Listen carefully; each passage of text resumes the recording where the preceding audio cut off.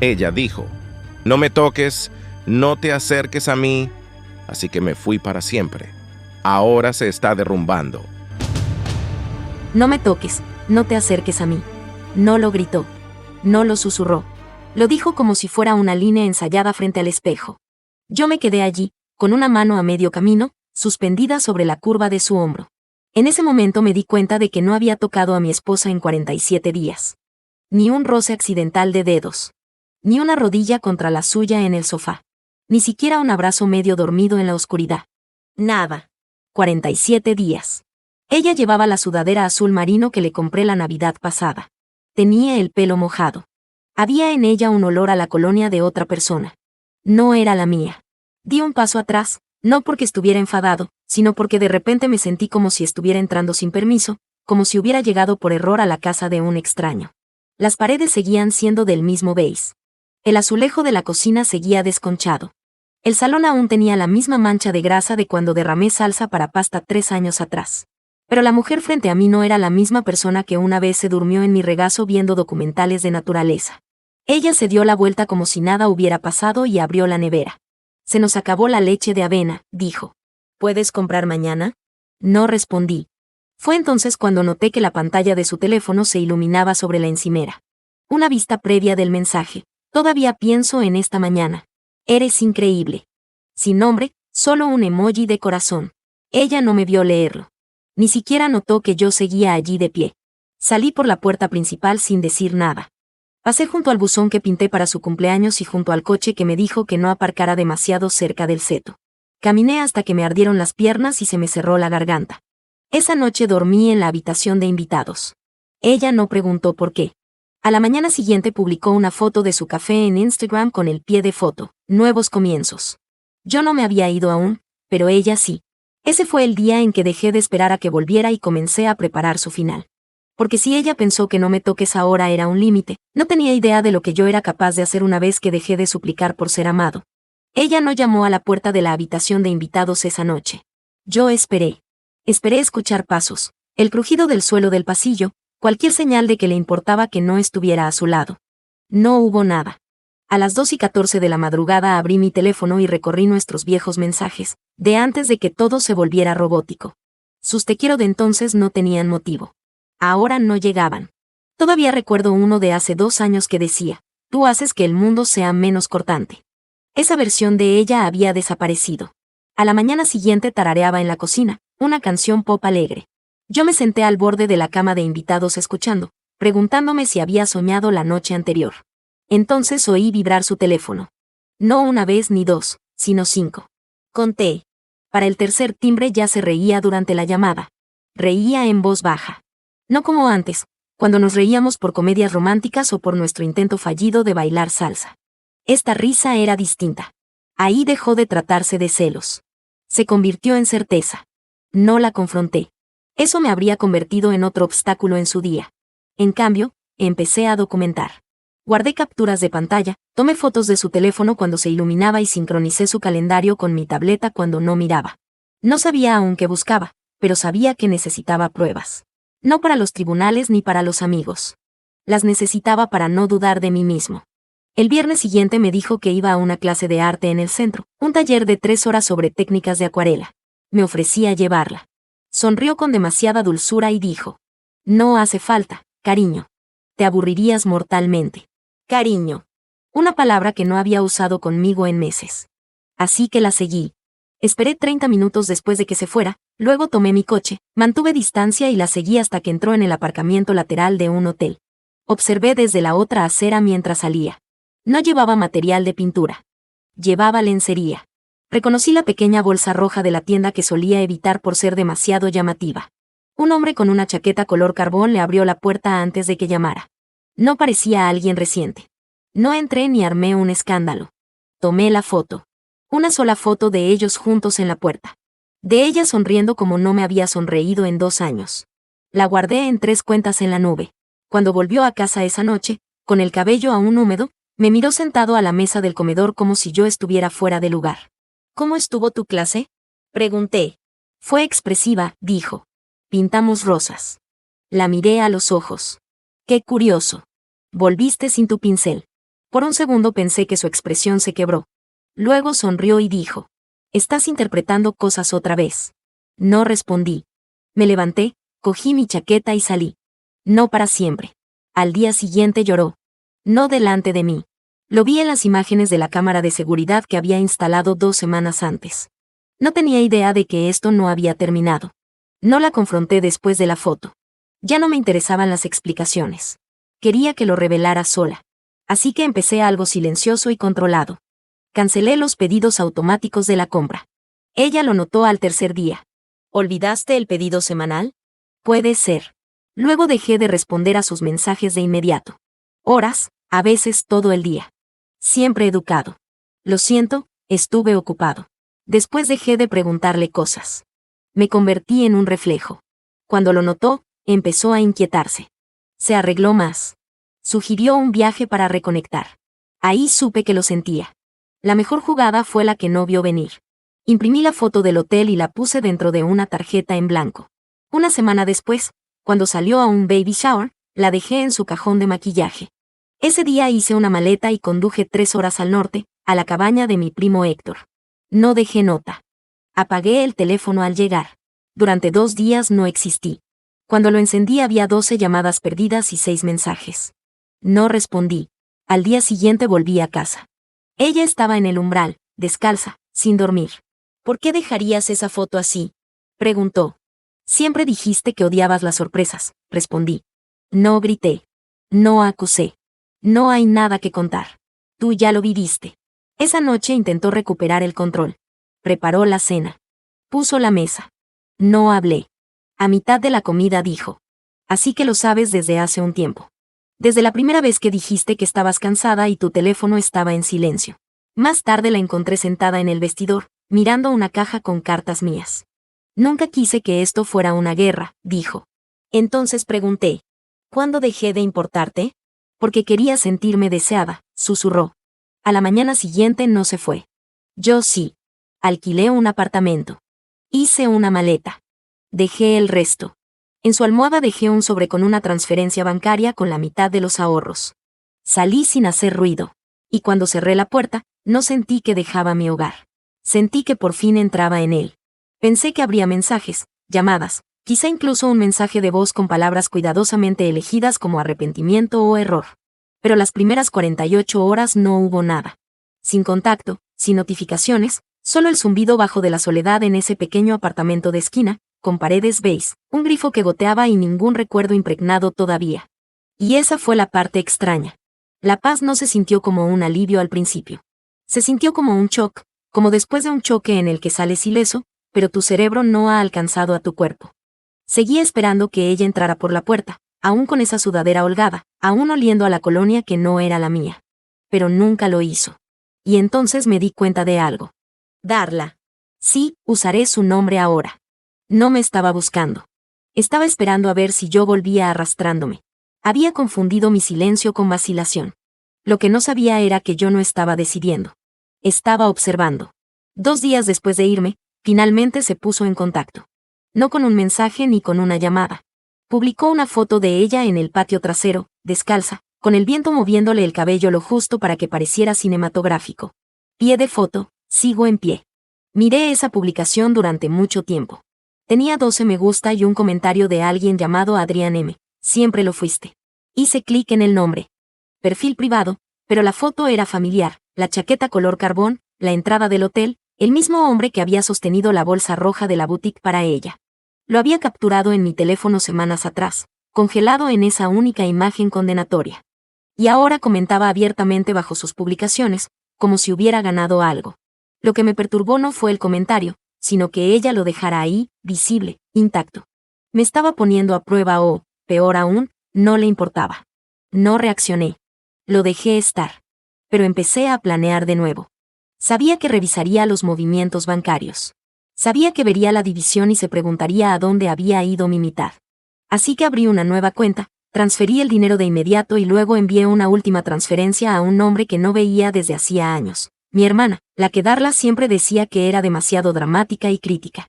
Curioso cómo la gente crítica resulta útil cuando tratas con mentirosos. Lo que Darla no sabía es que mi hermana había estado observando todo desde los márgenes. Y estaba enfadada, no por mí, sino por los años que había pasado mordiéndose la lengua mientras veía cómo borraban lentamente a su hermano por alguien que representaba el afecto como un guión. Le di acceso al viejo disco duro que había respaldado. Aquel con las capturas de pantalla, los registros de GPS y los correos que recuperé de la papelera antes de que Darla los borrara por completo. Luego esperé, porque Darla no era solo descuidada. Era arrogante. La noche siguiente, a las 2:12 de la madrugada, mi teléfono vibró. Un mensaje, sin saludo, ¿qué has hecho? Nada más. Sin contexto, sin puntuación, sin firma. Sonreí al leerlo, porque no había hecho nada. Todavía no. Pero alguien más sí lo había hecho. Mi hermana había publicado un hilo, anónimo pero punzante, un texto extenso en un foro popular de relaciones titulado, Cuando descubres la aventura de tu cuñada y ella sigue haciéndose la víctima. No nombró a Darla. No lo necesitaba. La historia era detallada. El patrón era familiar. El hotel, la boutique, la clase de arte, el hombre con chaqueta en junio y el marido que por fin dejó de disculparse por respirar.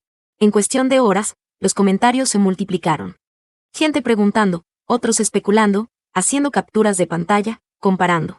Alguien incluso descubrió que un fondo borroso de una publicación de Instagram de Darla con el número exacto de una habitación del hotel. Para el mediodía del día siguiente, las redes sociales de Darla habían desaparecido. Borradas. Eliminadas. Igual que sus excusas. Me llamó una vez esa tarde. Dejé que sonara. Luego me envió un mensaje. Dijiste que no ibas a usar la opción nuclear. Respondí. Yo no lo hice.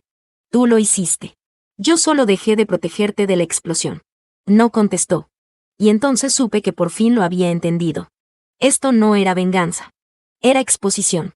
Yo no había gritado. No había golpeado ni humillado. Solo dejé que la verdad caminara libre. Y ahora que tenía voz, no iba a volver a la caja. La primera vez que llamó a la puerta de mi apartamento no la abrí.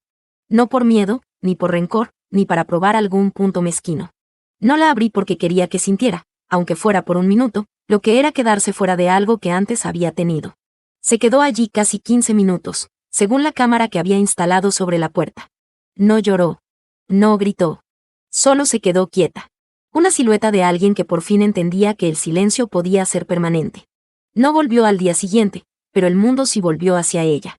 Las capturas del hilo habían llegado a personas que ambos conocíamos, compañeros de trabajo, familiares lejanos. Incluso su instructora de pilates me envió un mensaje que solo decía, lo siento. Debí decir algo hace meses. Eso dolió más de lo que debería. No porque necesitara confirmación, sino porque significaba que otros lo habían visto y asumieron que yo lo sabía o que no quería saberlo. De eso nadie te habla cuando te traicionan. No es solo la persona que te miente la que duele. Es toda la gente que la ve hacerlo. El silencio de los testigos puede sentirse más fuerte que el acto en sí. No reaccioné. No publiqué nada.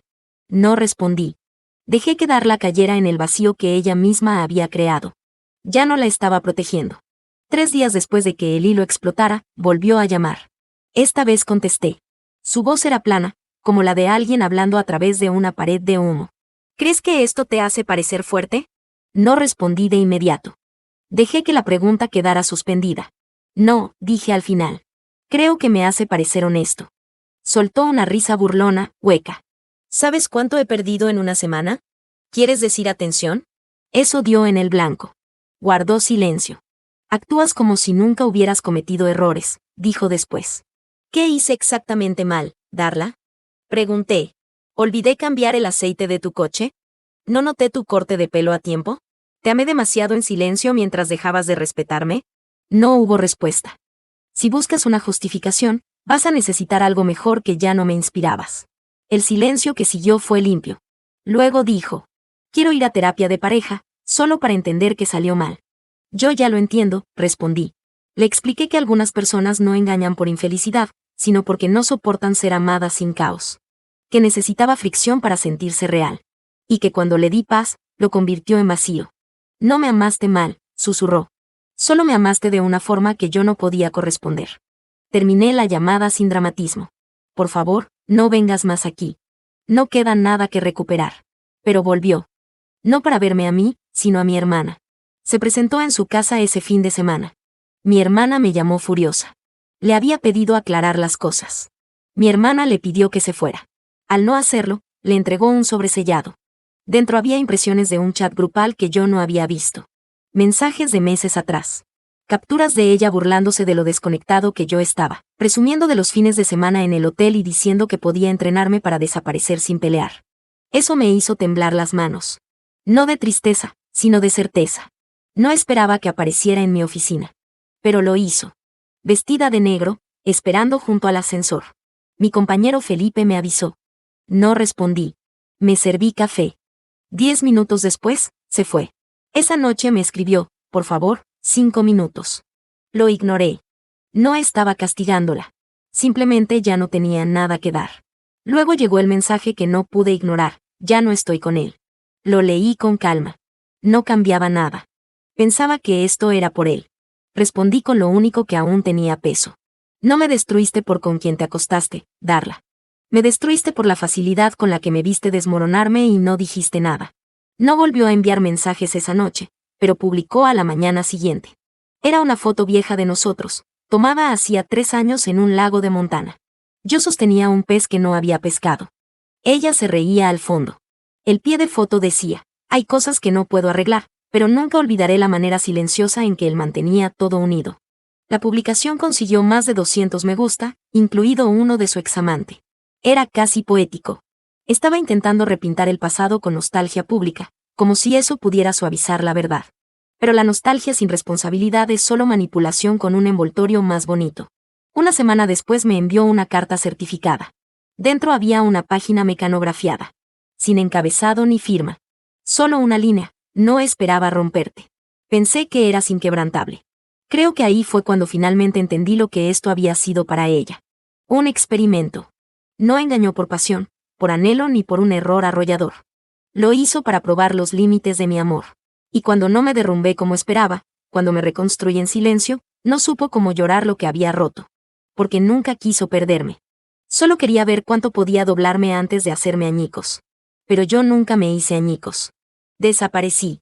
En silencio, sin fuegos artificiales ni advertencias. Simplemente me fui. Y ahora ella era quien caminaba entre las cenizas de algo que creyó que nunca ardería. Unos días después recibí otra carta, esta vez de un abogado. Había presentado formalmente la solicitud de divorcio. Sin escenas dramáticas ni súplicas. Solo papeleo, bien doblado, limpio. Lo firmó con su nombre completo. No señora Méndez. Solo Darla Hernández, su apellido de soltera, como si yo nunca hubiera existido. Firmé los papeles, los llevé yo mismo a la oficina de correos y los envié sin dirección de retorno. No necesitaba que supiera dónde estaba. Ella ya sabía en lo que me había convertido. El hombre que se mantuvo leal más tiempo del que ella merecía. El hombre que se fue más silenciosamente de lo que ella esperaba. Y el hombre que, al final, no solo se alejó, desapareció por cada puerta que ella creyó haber cerrado con llave. Han pasado 6 meses desde la última vez que la vi. No en persona, no en línea, no por accidente. Nada. Ella desapareció de mi radar del mismo modo en que yo desaparecí del suyo años atrás, cuando dejó de verme como una persona y empezó a verme como un mueble. Solo era ruido de fondo.